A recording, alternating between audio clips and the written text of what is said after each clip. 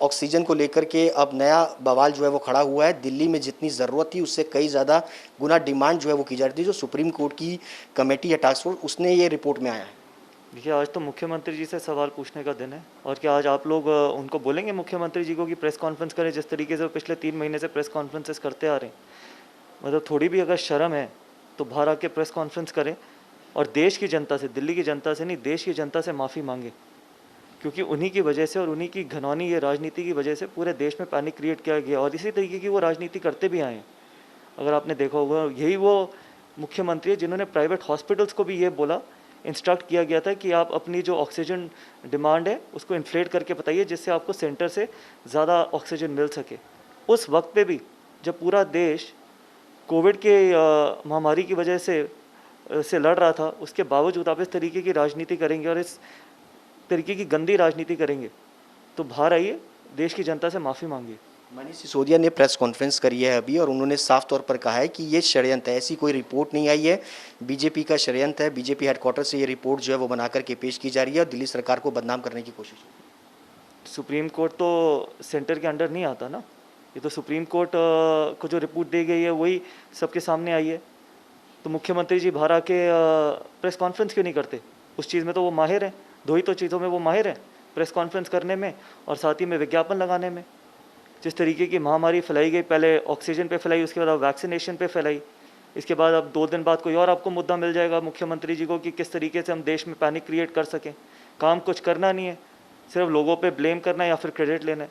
तो मतलब कम से कम इतनी तो शर्म करिए, जिन लोगों की ज़िंदगी गई है, जिन लोगों ने अपनी जान गंवाई है सिर्फ आपकी गंदी राजनीति के चलते, उस परिवार से, दिल्ली की जनता से, देश की जनता से माफ़ी मांगी, क्योंकि आप ही की वजह से पूरे देश में पैनिक क्रिएट हुआ है। आपने सिर्फ दिल्ली की जनता को नहीं, देश की जनता के साथ खिलवाड़ की है। तो अगर थोड़ी सी भी, अगर आप में थोड़ी सी भी शर्म रह गई हो या अगर आप में थोड़ी सी भी इंसानियत है इस देश के प्रति, तो आपको ये आके सबसे पहले करना चाहिए। दिल्ली सरकार का तो साहब मनीष सिसोदिया जो प्रेस कॉन्फ्रेंस कर रहे हैं उनमें तो साफ तौर पे ये कह रहे हैं कि केंद्र सरकार ने बट्टा धारित कर दिया था।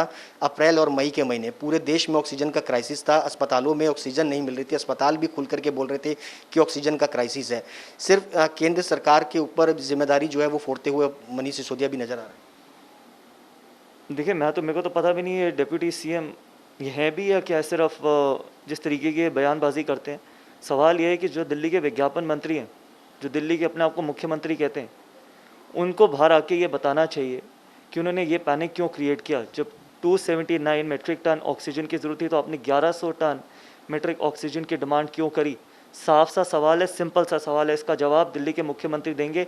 बाकी उनके जो चमचे हैं उनको ये जवाब या प्रेस कॉन्फ्रेंस करने की कोई ज़रूरत नहीं है।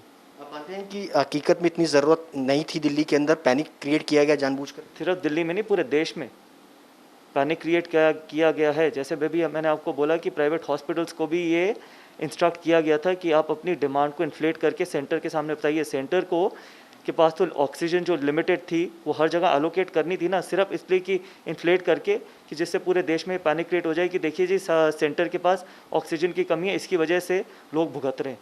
रिपोर्ट में एक चीज़ ये भी आई है कि जब सरकार की तरफ से ऑक्सीजन दी गई तो दिल्ली के पास स्टोरेज कैपेसिटी भी जो है वो नहीं थी।